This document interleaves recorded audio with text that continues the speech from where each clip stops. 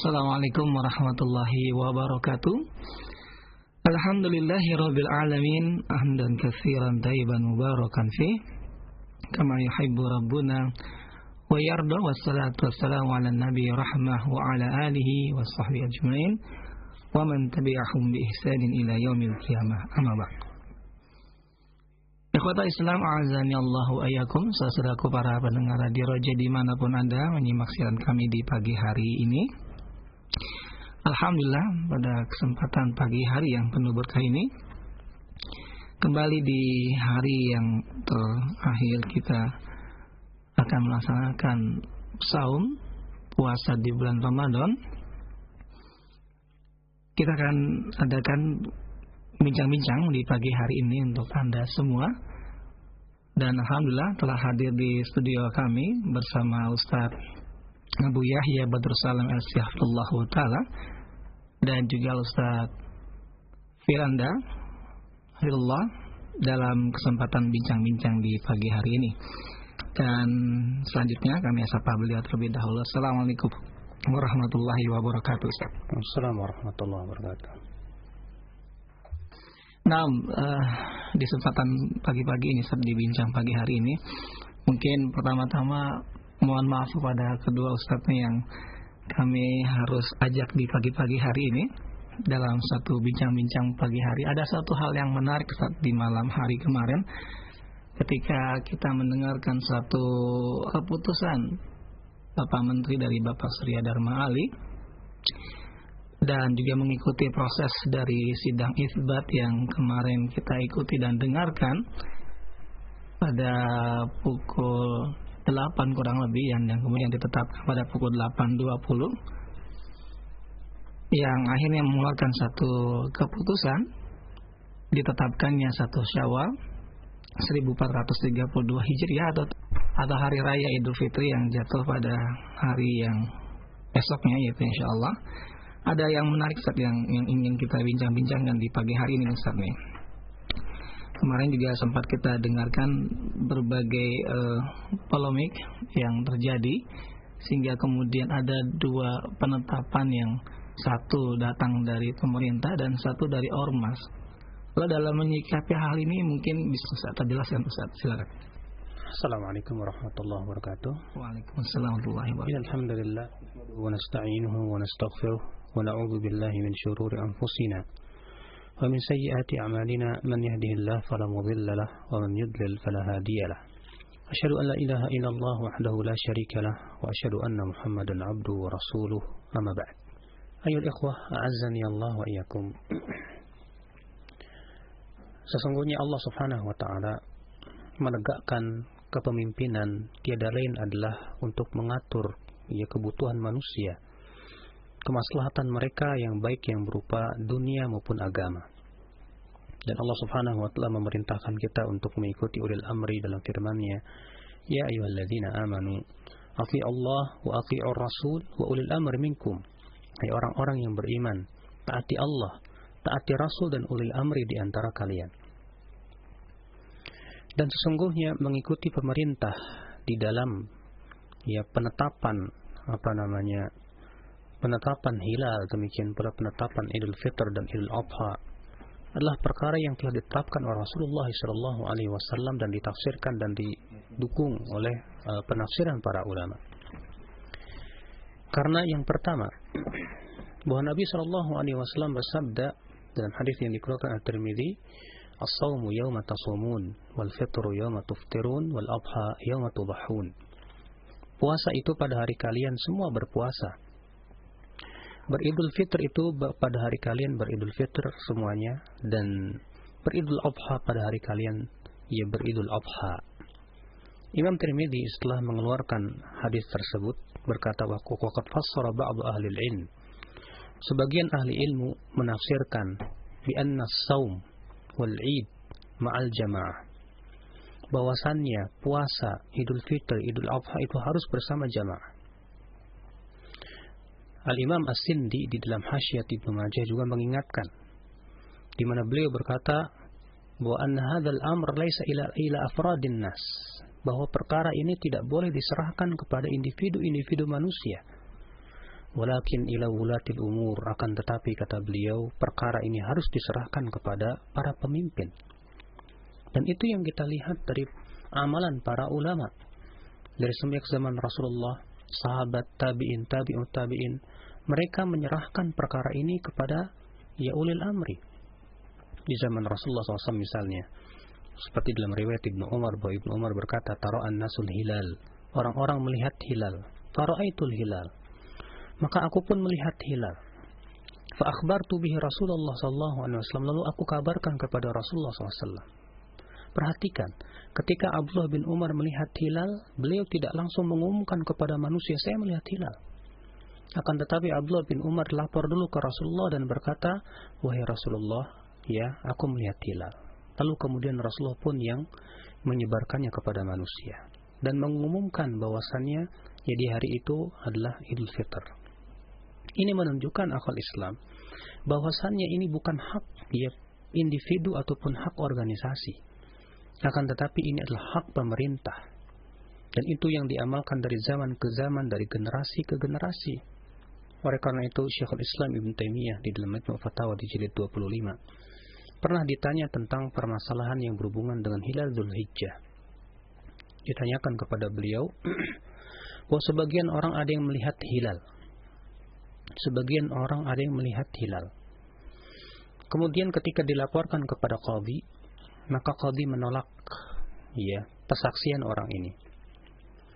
Maka apa yang harus dilakukan oleh orang yang melihat hilal ini, kata penanya tersebut? Apakah ia berpuasa bersama qadhi padahal hakikatnya itu tanggal 10, padahal menurut qadhi masih tanggal 9? Ataukah bagaimana? Maka beliau ya Syekhul Islam menegaskan dari beberapa sisi, berhujjah dari beberapa sisi. Sisi yang pertama, ya beliau mengatakan wajib ikut ya qadhi dan keputusan pemerintah yang ada. Alasannya apa? Kata beliau bahwasanya Rasulullah SAW sabda, as-sawmu yawma tasumun wal fitru yawma tuftirun wal adha yawma tudhahun. Bahwasanya puasa itu pada hari kalian berpuasa, beridul fitri pada hari kalian beridul fitri, dan beridul adha pada hari kalian beridul adha. Ini menunjukkan bahwasanya permasalahan ini adalah permasalahan yang berhubungan dengan ya keumuman umat, sehingga ini adalah merupakan perkara yang harus diserahkan kepada pemerintah kaum muslimin. Yang kedua, beliau mengingatkan tentang kesalahan pemahaman sebagian orang dalam Majmu' Fatawa itu. Ya, beliau mengingatkan bahwa sebatas ada sebagian orang melihat hilal, tidak lantas bisa dihukumi bahwa bulan itu masuk. Kenapa beliau mengatakan demikian? Kata beliau, li'annal hilala ismun limastahal. Karena hilal itu adalah nama dari kata sesuatu yang tampak dan tersebar. Dan syahr, bulan dalam bahasa Arab disebut dengan syahr. Kenapa disebut dengan syahr? Kata Syekhul Islam, li'annahu ismun limashtahar. Ia adalah nama yang masyhur, dan tidak masyhur kecuali dengan apa? Yang ditetapkan oleh pemerintah. Oleh karena itu kata beliau, walaupun ada sebagian orang ada yang melihat hilal, tapi kemudian tidak masyhur, tetap kata beliau tidak dikatakan telah masuk bulan.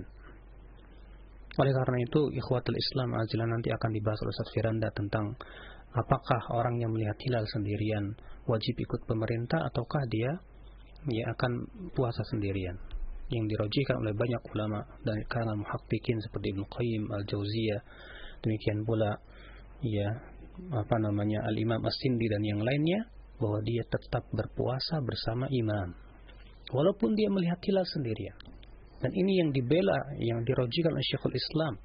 Kenapa? Karena berdasarkan hadis tadi, as-sawmu yawma tasumun wal fitru yawma tuftirun wal adha yawma tudhahun. Kemudian alasan yang kedua, kenapa kita harus mengikuti imam? Bahwa para ulama telah menyebutkan kewajiban kita, atau bahwasannya hukmul hakim yarfa'ul khilaf. Bahwa hukum pemerintah mengangkat perselisihan yang ada. Hukum pemerintah mengangkat perselisihan yang ada.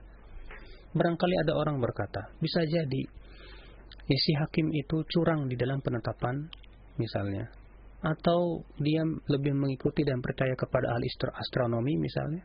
Maka telah dijawab oleh Syekhul Islam Taimiyah rahimahullah dalam Majmu' Fatawa juga, Fa in qila, kata beliau, apabila ada orang berkata, ya, qad yakunul imam alladhi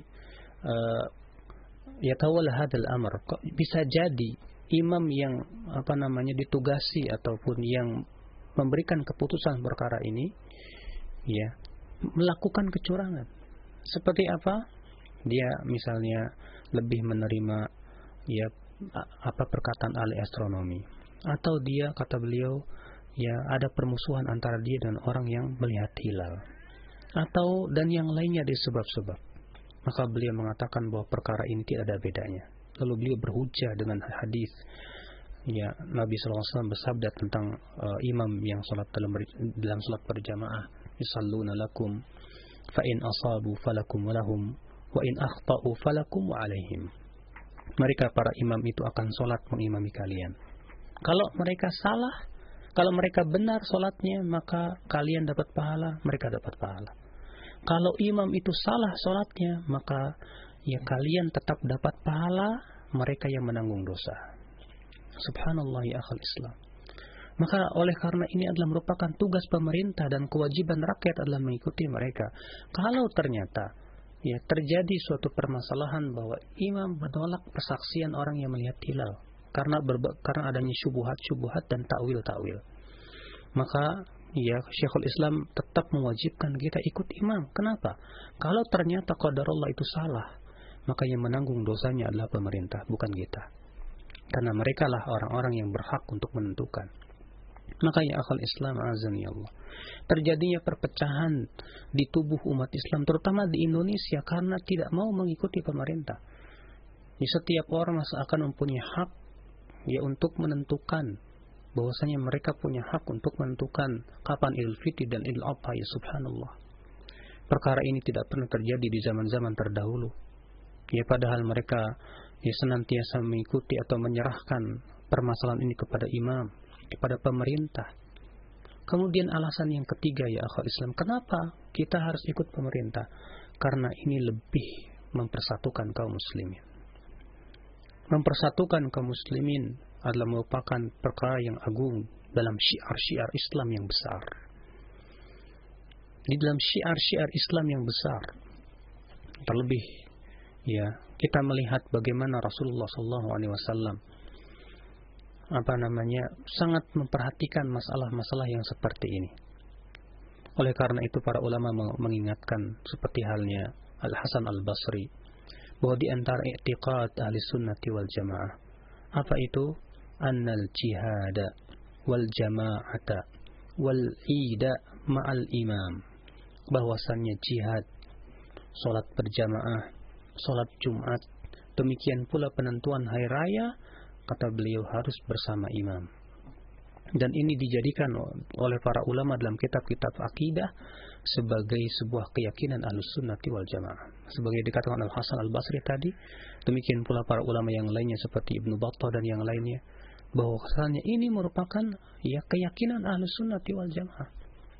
Ya, bahwasanya jihad, salat berjamaah, salat Jumat, demikian pula Idul Fitri dan Idul Adha itu harus bersama imam. Ikhwatul Islam, saya kira cukup dari saya ya, dan insyaallah Ustaz Firanda akan lebih menyempurnakan pembahasan ini. Nah, Ustaz.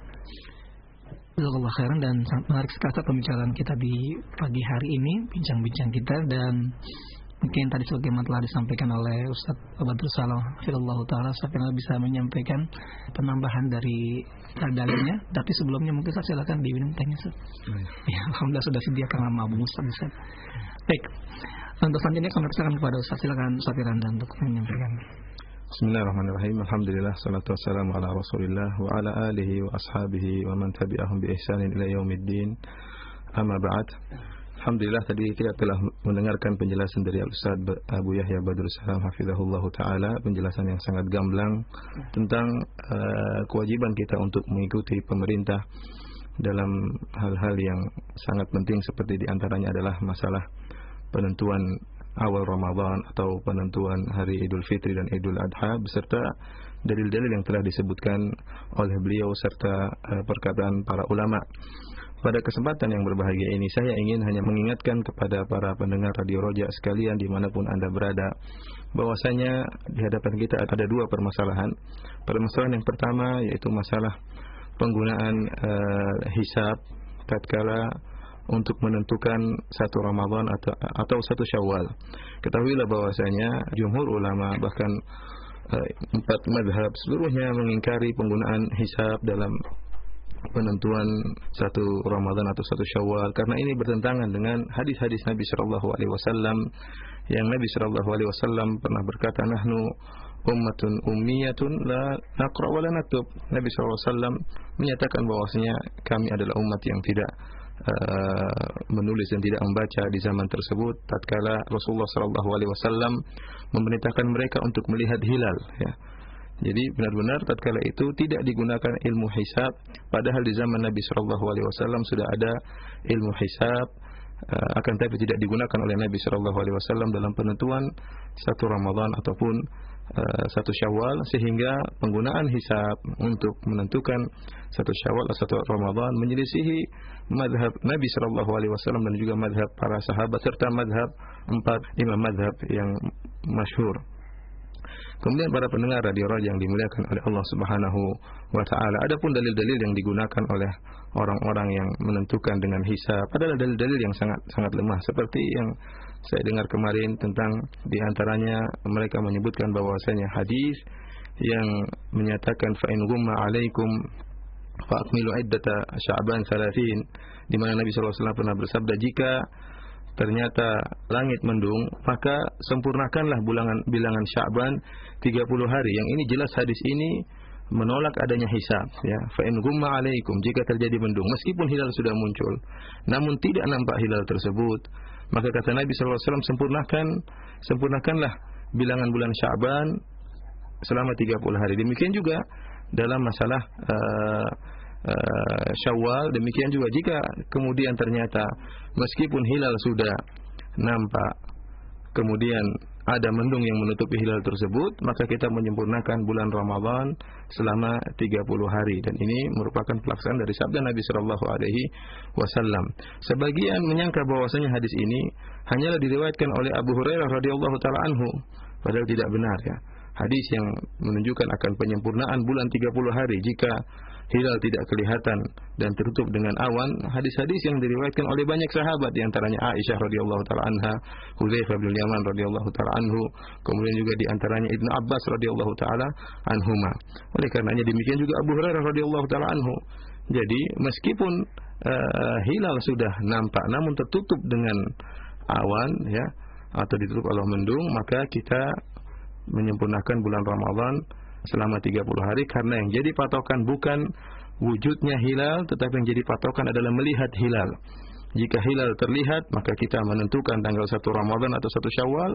Namun jika hilal tidak terlihat, meskipun menurut ahli hisab sudah muncul namun tidak dilihat oleh seorang pun, maka kita tidak memandang kepada ilmu hisab, akan tapi kita menyempurnakan bulan Ramadan selama 30 hari. Ini permasalahan pertama yang menunjukkan bahwasanya ilmu hisab tidak dipakai dalam menentukan satu Ramadan ataupun satu Syawal. Masalah kedua yang kita hadapi, yang kita lihat kemarin tatkala sidang isbat, ya, kita lihat bahwasanya ternyata ada sebagian orang yang mengaku, kalau tidak salah 2 orang atau 3 orang bersaksi bahwasanya mereka melihat hilal di beberapa daerah tertentu, dan persaksian ini ditolak oleh pemerintah kita, ya, berdasarkan dalil-dalil yang disebutkan oleh pemerintah. Dan memang masalah ini adalah masalah yang diperselisihkan oleh para ulama, tertolaknya syahadah, ya, sebagian orang oleh pemerintah, ya.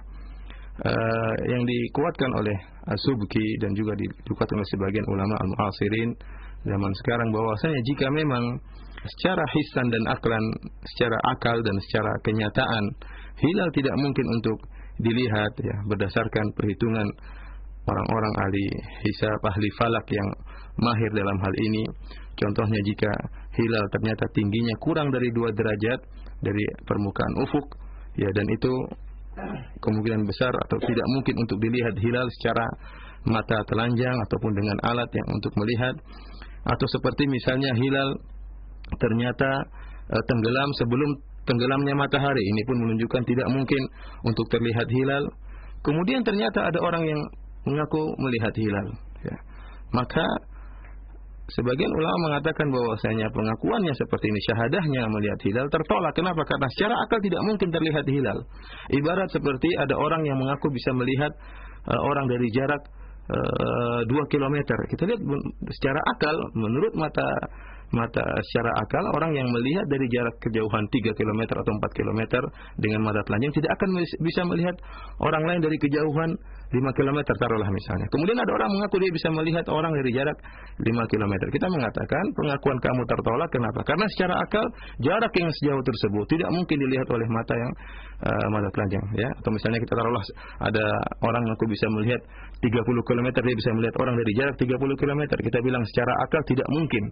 Kita tolak persaksian engkau karena secara akal tidak mungkin seorang melihat dengan mata telanjang bisa melihat jarak 30 km orang yang jauh dari 30 km, ya.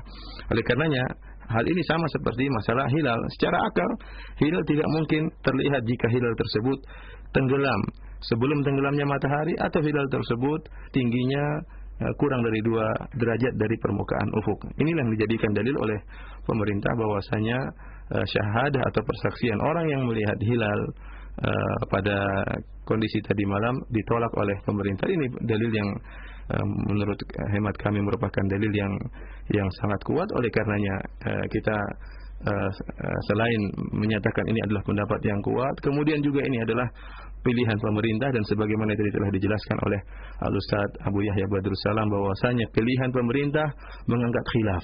Artinya apa? Ikhwani fillah wa akhwati fiddin azanillahu wa iyyakum.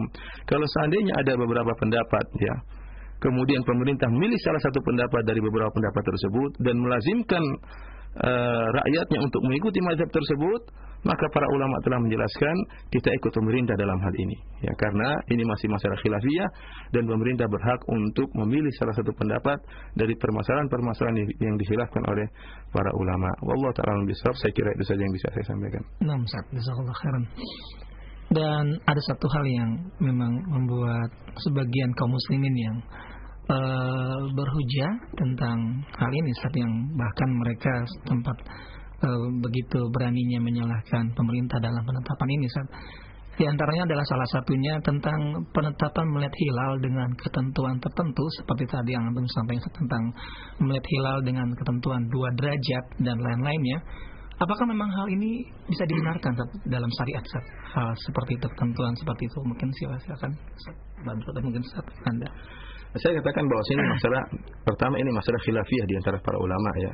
Apakah dalam penolakan syahadah itu kita boleh berpegang dengan pendapat ahli falak yang benar-benar terpercaya? Saya katakan tadi pendapat Subki dan juga didukung oleh Abdullah bin Manik, macam dari ulama sekarang, yang mengatakan itu pendapat yang kuat, dan fatwa-fatwa sebagian ulama mengatakan bahwa itu pendapat yang kuat untuk menolak syahadah, ya. Kita melihat perkataan para ahli al-falak. Kenapa? Karena mereka yang tahu mungkin atau tidaknya, ya, mungkin atau tidaknya. Sebagaimana saya katakan tadi, seorang yang kita saja tahu misalnya dalam jarak 50 km misalnya, tidak mungkin seorang untuk melihat orang dari jarak 50 km. Kemudian datang seorang mengatakan saya bisa melihat ada orang jarak 50 km saya bisa melihat dari jarak tersebut. Kita bilang persaksian Anda saya tolak karena secara akal dan secara his kenyataan tidak mungkin itu terjadi. Dan tatkala ahlul falak, ya, ahlul falak hampir seluruhnya, ya, bersepakat dalam masalah ini bahwasanya jika hilal sudah kurang ketinggian dari 2 derajat tidak mungkin untuk dilihat, ya. Sama halnya seperti kalau hilal itu tenggelam sebelum matahari tenggelam. Seandainya ahlul falak mengatakan hilal tenggelam sebelum matahari tenggelam, dan ini disepakati oleh ahlul falak seluruhnya, kemudian datang orang mengatakan saya lihat hilal, maka kita katakan persaksian tersebut tertolak, ya. Persaksian tersebut tertolak karena bertentangan dengan akal dan kenyataan yang ada, dan ini yang mengetahui akan hal ini adalah ahlul falak, ya. Kecuali kalau ada seorang ahli falak atau jamaah ahlul falak yang mengatakan mungkin hilal dilihat kurang dari 2 derajat, ya. Sementara saya belum tahu ada ahli falak yang terpercaya, yang thiqah, mengatakan bahwasanya hilal bisa dilihat kurang dari 2 derajat atau 1,3 derajat misalnya. Oleh karenanya kita kembalikan kepada perkataan mereka. Ini pertama. Yang kedua, taruhlah bahwasanya pendapat ini pendapat yang keliru atau pendapat yang marjuh, ya, kita tidak pakai perkataan ahli falak sama sekali dalam penolakan syahadah. Maka kita mengatakan selama perkaranya perkara khilaf dan pemerintah sudah memilih salah satu pendapat dari dua pendapat tersebut, maka sebagaimana penjelasan Ustaz Abu Yahya Badrul Salam bahwasanya pemerintah yarfa'ul khilaf, pemerintah itu mengangkat khilaf dan kita memilih pendapat yang dipilih oleh pemerintah selama pendapat tersebut masih pendapat masalah khilafiyah ya. Kecuali kalau pemerintah misalnya menyuruh kita melakukan bid'ah, ya kita tidak ikut ya.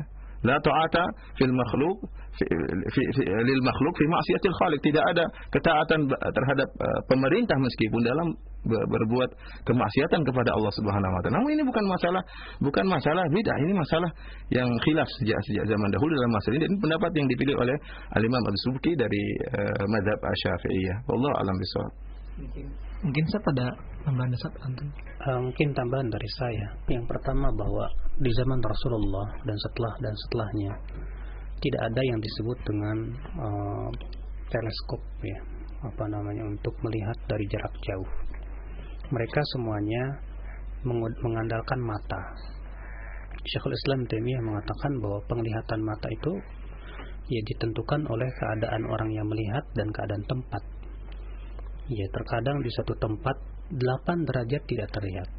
Terkadang di satu tempat 4 derajat sudah terlihat. Disesuaikan dengan ketajaman orang yang melihat.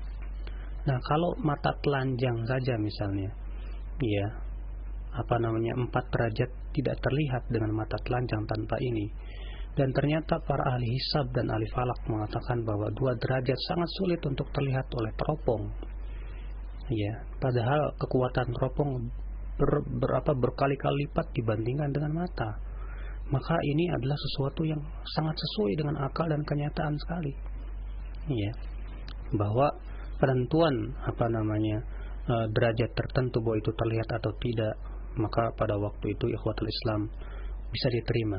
Terlebih Allah Subhanahu wa taala menyuruh untuk menyerahkan ini kepada para ahlinya. Allah berfirman, "Fas'alu ahla dzikri in kuntum la ta'lamun."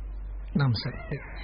Jazakallahu khairan. Dan Ustaz, ada yang berikutnya yang juga sempat dibahas dalam sidang isbat itu, Ustaz, tentang apakah ada syarat bagi orang yang menyaksikan hilal sehingga kemudian pemerintah bisa menolak dan menerima persaksian orang tersebut, Ustaz. Disyaratkan oleh para ulama bahwa orang yang melihat hilal itu yajib an yakuna musliman adlan aqilan balighan, bahwasanya dia seorang muslim yang adil, berakal, ya, dan thiqah, bisa dipercaya. Apabila kriteria ini tidak memenuhi syarat, maka pada waktu itu tidak diterima. Karena ini permasalahan yang berhubungan dengan penentuan apakah besok Id atau bukan, yang berhubungan dengan masalah ibadah yang agung sekali. Maka pada waktu itu, ya, orang yang bersaksi harus mempunyai kriteria seperti itu. Nah, sekarang menjadi permasalahan ketika imam menolak kepersaksian orang tersebut karena adanya ya hal-hal di luar itu, seperti adanya permusuhan antara qadhi dengan orang yang melihat, atau adanya syubhat, atau ya qadhi lebih mempercayai ahli astronomi. Maka sudah saya sebutkan tadi ya perkataan Syekhul Islam Taimiyah rahimahullah bahwa tetap kita mengikuti qadhi. Kenapa? Karena Rasulullah SAW bersabda, yusalluna lakum fa in asabu falakum wa lahum wa in akhta'u falakum wa alaihim. Kalau mereka benar, maka kalian dapat pahala, mereka dapat pahala. Kalau kalian salah, mereka salah, maka tetap kalian mendapatkan pahala, dan mereka yang menanggung dosanya Allah. Dan kemudian ini ada yang berdalil dengan salah seorang sahabat yang di zaman Rasulullah SAW yang di mana orang tersebut katanya melihat hilal, lalu kemudian dia menyampaikannya kepada Rasulullah SAW, lalu kata Rasulullah, apakah kamu berani bersumpah, gitu kan? Kemudian hal ini dijadikan sebagai dalil wajibnya bagi pemerintah dan kita semua menerima persaksian hal ini. Apakah memang demikian, Ustaz? Keadaannya seperti itu. Allah alam bisawab ya.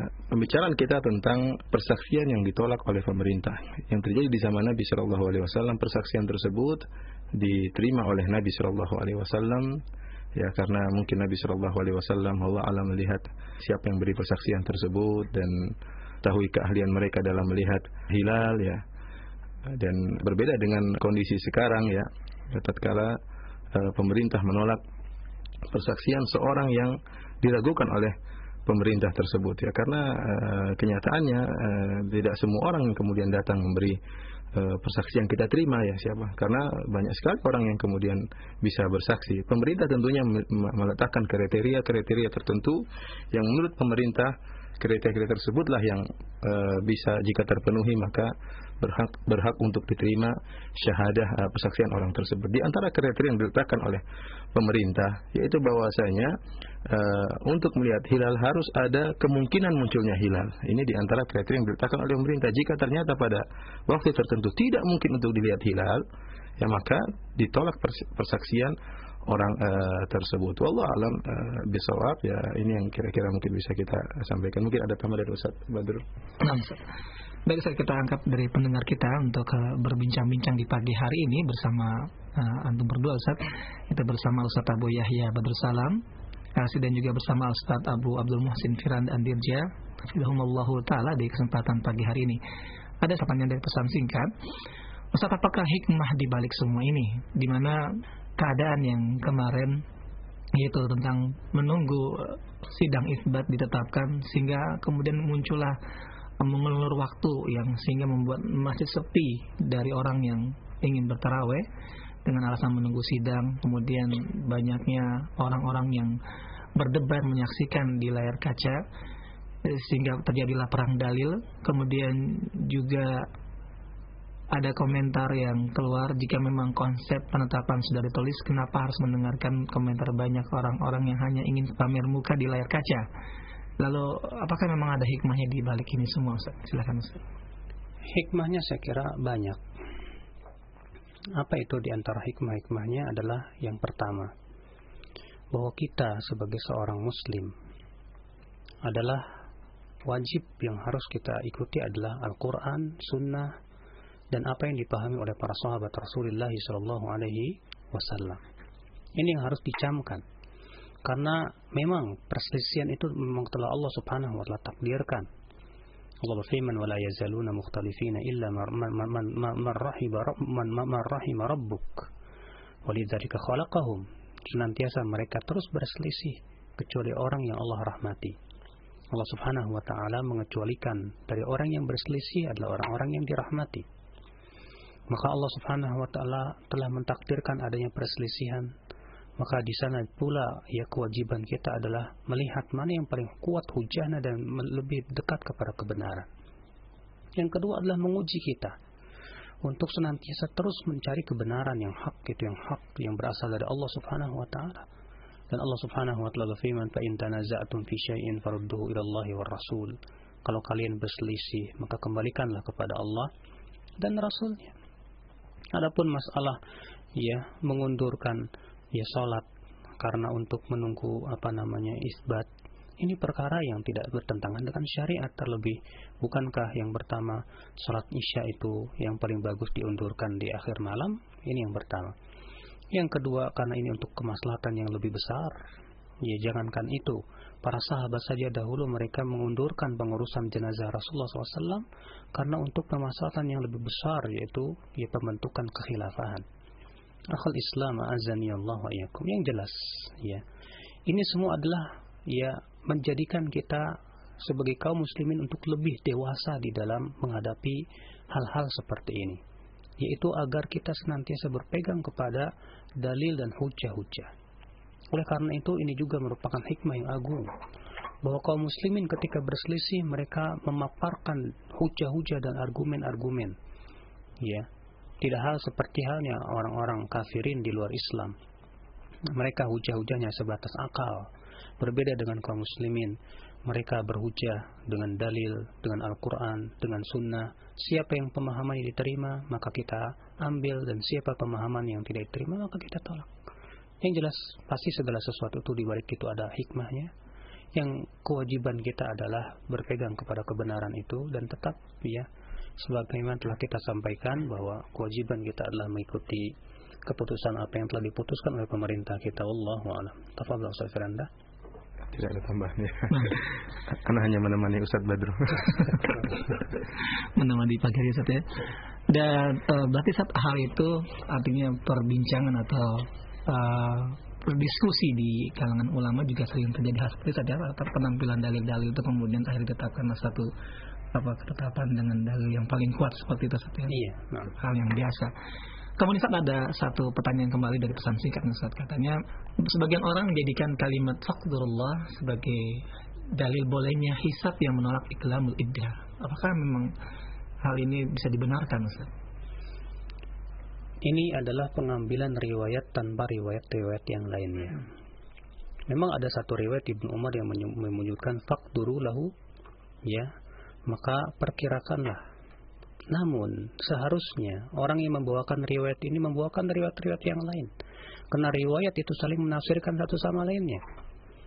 Ya, di antaranya riwayat juga yang salah satu riwayat dari Ibnu Umar juga dalam riwayat yang lainnya, ya, yaitu fa'akmilul iddata 30, sempurnakanlah ya, bilangan itu 30 hari.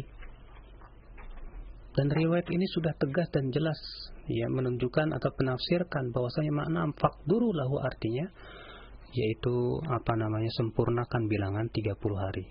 Bukan maksud daripada faktur itu adalah kita boleh menggunakan hisab. Subhanallah, ulama mana yang mengatakan bahwasanya hadis itu menunjukkan boleh kita menggunakan hanya berdasarkan kepada hisab. Bahkan Syekhul Islam Taimiyah menukil kesepakatan para ulama bahwa orang yang hanya iktimat kepada hisab, ya, dia mubtadi'un fid din, dhalun fis syariah. Dia telah melakukan bid'ah dalam agama dan sesat di dalam syariat. Bahkan beliau mengatakan ini bertentangan dengan akal, ya. Maka dari itu, ya akhul Islam azanillahu wa iyyakum, kewajiban kita sekali lagi adalah menafsirkan riwayat dengan riwayat-riwayat yang lain dan juga melihat dan merujuk bagaimana para ulama menafsirkan ya riwayat-riwayat tersebut. Wallahu a'lam. Agar perbincangan kita lebih menarik, kita akan undang beberapa pendengar untuk berseajab dengan kita atau berbincang-bincang di pagi hari ini. Dan satu pendengar kita dengan Abu Riji yang sedang ada di Surabaya. Mungkin kita batasi sampai 5 menit ke depan, ya, karena kita perlu sahur, belum sahur. Silakan Bapak. Assalamualaikum warahmatullahi wabarakatuh. Waalaikumsalam warahmatullahi wabarakatuh. Ustaz Firanda dan Ustaz Ustaz Abu Yahya. Sebelumnya Anda hanya ingin bertanya sedikit, dan kebetulan saat ini sedang didengarkan oleh beberapa orang jamaah masjid yang setelah selesai menjalankan salat tarawih. Jadi begini, ini Anda terus terang tadi sempat berdebat dengan salah satu jamaah juga, yang dimana mengatakan bahwa ya kebetulan saya tidak menyinggung satu organisasi, dan itu memang Ana juga melihat di running Teks TV yang menyebutkan menentukan pada tanggal 30 Agustus itu adalah 1 Syawal. Padahal running teks running itu sudah adanya pada tanggal 26. Jadi Ana ini sangat, ya Allah, sedih. Dan salah satu dari jamaah kita. Jadi tolong antum berikan tausiahnya, kalau seorang yang mengaku menjalankan sunnah, harusnya apa yang harus diikuti. Dan apa yang semua sudah diungkapkan oleh Ustaz tadi, itu sangat manfaat kali untuk kami di sini. Itu saja. Syukran, jazakumullahu khair. Assalamualaikum warahmatullahi wabarakatuh. Waalaikumsalam warahmatullahi wabarakatuh. Mungkin pertanyaan satu sangat disayangkan ketika televisi sudah menayangkan di hari ke-26 penetapan Idul Fitri hari ini atau tanggal 30 Agustus, padahal penetapannya saja masih jauh sekali. Mungkin bisa ditanggapi itu? Tentunya, ya, kita sebagai rakyat hendaklah tahu diri bahwa kita adalah rakyat, dan kewajiban rakyat adalah untuk memposisikan diri sebagai rakyat, tidak melakukan hal-hal yang pertama bersifat memprovokasi. Oleh karena itu para ulama ketika ya berbeda pendapat mengenai orang yang melihat hilal, kemudian ketika disampaikan kepada pemimpin, ditolak oleh pemimpin. Apakah dia puasa sendirian, ataukah dia beridul fitri berbuka sendirian, ataukah dia ikut ya ke pemimpin kaum muslimin dan keumuman kaum muslimin? Ya, ulama yang mengatakan boleh dia berbuka sendirian itu hanya mengkhususkan dia sendiri, dan dilarang untuk menyebarkannya kepada kaum muslimin. Kenapa? Karena ini memprovokasi dan memecah belah kaum muslimin. ya, maka segala sesuatu yang sifatnya memecah belah kaum muslimin, apalagi ya penentuan seperti itu di televisi telah menentukan bahwasanya 30 ini dan yang lainnya, ini adalah perkara yang jelas bertentangan dengan syariat kita. Dari mana dia tahu bahwa hilal akan muncul pada malam 30? Ya, ini ikhwatul Islam sejenis daripada kahanah, ya, mengaku-ngaku ilmu gaib, sesuatu yang tidak pernah diketahui, ya, oleh generasi salafun saleh, tidak pula tabi'in, tidak pula tabi'ut tabi'in, tidak pula para ulama setelahnya. Maka kewajiban kita adalah saling tawasi bil haq, saling berwasiat kepada kebenaran, saling menasihati, dan juga untuk senantiasa mengikuti tetap ya keputusan pemerintah yang ada. Wallahu a'lam. Silakan Ustaz Anda. Ya. No comment. Nah, Ustaz. Ya, tambahan sedikit apa yang telah disampaikan oleh Ustaz Badrus sudah sangat jelas ya, hanya sekedar menegaskan bahwasanya jika kita ternyata memakai ilmu hisab dalam penentuan ya, kita katakan bahwasanya ilmu hisab kita tidak, ilmu falak tidak kita buang. Ilmu falak adalah ilmu yang kita gunakan sebagai alat bantu untuk melihat hilal, akan tapi penentuannya adalah pada melihat hilal, bukan pada apa yang ditetapkan oleh ilmu falak. Oleh karenanya tetap kita diperintahkan untuk melihat hilal. Dan di zaman Nabi Shallallahu Alaihi Wasallam sudah ada ahli astronomi, sudah ada ahli hisab, ada ahli falak. Akan tapi Nabi Shallallahu Alaihi Wasallam tidak menggunakan ilmu hisab. Demikian juga para sahabat di zaman sahabat, apalagi di zaman A'imah Arba'ah, ya, Imam Abu Hanifah, Imam Malik, Imam Syafi'i, Imam Ahmad. Ada ahli astronomi di zaman mereka, akan tapi mereka tidak menganggap itu sebagai penentu. Yang menentukan adalah melihat hilal. Kalau kita mengaku mengikuti sunnah Nabi Shallallahu Alaihi Wasallam, kemudian begitu banyak dalil yang menunjukkan untuk melihat hilal, memerintahkan melihat hilal, lantas kita menggunakan hisab, mau dikemanakan hadis-hadis yang sekian banyak ini tentang melihat hilal yang diriwayatkan oleh banyak sahabat, ya, sunnah yang begitu banyak yang diriwayatkan oleh para sahabat dalam banyak hadis, mau dikemanakan hadis-hadis ini? Apakah kita buang begitu saja kemudian kita beralih ke ilmu hisab? Ya, tentunya tidak. Kalau kita mengaku mengikuti sunnah Rasulullah Sallallahu Alaihi Wasallam, maka satu hadis saja kita berusaha untuk amalkan, satu hadis saja kita berusaha untuk amalkan. Apalagi ternyata banyak hadis yang diriwayatkan oleh banyak sahabat, tentunya kita lebih semangat untuk mengamalkan hadis-hadis tersebut. Allah alam bisawab. Iya, Ustaz. Dan mungkin waktu kita sudah sangat terbatas. Sebagai penutup mungkin saat di bincang-bincang kita ini, untuk menguatkan saja sebagai kaum muslimin kewajiban kita terhadap pemerintah, bagaimana dan apakah hukumnya jika adanya pilihan tadi kemarin kan semalam sempat pemerintah memberikan izin kepada satu kelompok silakan untuk berhari-hari ini, apakah sebagai seorang awam mengikuti salah satunya boleh atau tetap mengikuti pemerintah sebagai penguasa? Terakhir silakan Ustaz. Ini sering kali dijadikan dalih ya bahwa pemerintah memberikan izin. Akal Islam, izin pemerintah yang mereka apa yang diberikan oleh pemerintah karena memang pemerintah berusaha untuk mengayomi rakyatnya supaya tidak terjadi perselisihan di antara mereka. Padahal ikhwatal Islam azani Allah, para ulama sudah menyatakan bahwasanya hukum hakim adalah yarfa'ul khilaf, dan kewajiban kita adalah mengikuti apa yang telah ditetapkan oleh pemimpin kita. Yang kedua, bahwasannya Islam sangat menjaga persatuan. Maka ya yang dilakukan oleh sebagian ormas sehingga menyelisih persatuan kaum muslimin ini jelas memecah belah yashuku asal muslimin, memecah belah persatuan kaum muslimin, dan ini perkara yang dilarang. Terlebih mereka hanya bersandar kepada hisab, ya, hanya bersandar kepada hisab.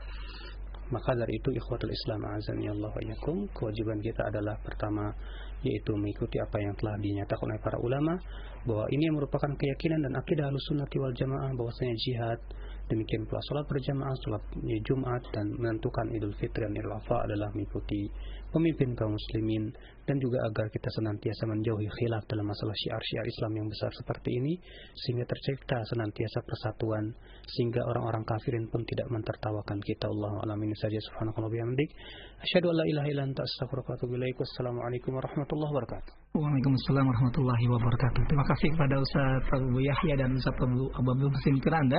Kami cukupkan sekian perbincangan kita di pagi hari ini, dan kami mengucapkan selamat sahur buat Anda semua dan selamat berpuasa. Semoga Allah Subhanahu wa taala menerima amal ibadah kita yang kita kerjakan selama di bulan Ramadan ini. Billahi taufiq wal hidayah. Wassalamualaikum warahmatullahi wabarakatuh.